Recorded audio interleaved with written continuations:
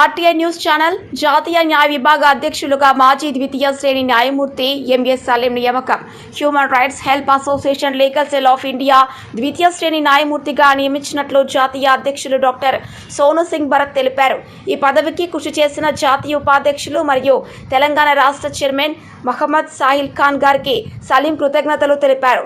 సందర్భంగా సలీం మాట్లాడుతూ తమపై పూర్తి నమ్మకంతో ఇచ్చిన పదవికి న్యాయం చేస్తానని తెలియజేస్తూ తెలంగాణ రాష్ట్రంలోని అన్ని జిల్లాల్లో కమిటీలు ఏర్పాటు చేసి ప్రతి జిల్లాలో మానవ హక్కుల పరిరక్షణ కొరకై అవగాహన సదస్సులు నిర్వహించి ప్రజలను చైతన్యవంతం చేస్తానని అన్నారు.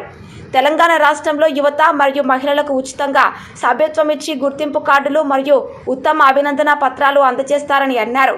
ఈ సందర్భంగా నిర్మల్ జిల్లా అధ్యక్షులు మరియు రాష్ట్ర కార్యదర్శి సయ్యద్ హైదర్ మరియు ఆయా జిల్లా అధ్యక్షులు మరియు కార్యదర్శులు సభ్యులు అభిమానులు యాక్టివిటీస్లో సలీంను ఘనంగా శాలువాలతో సత్కరించి అభినందనలు తెలియజేశారు.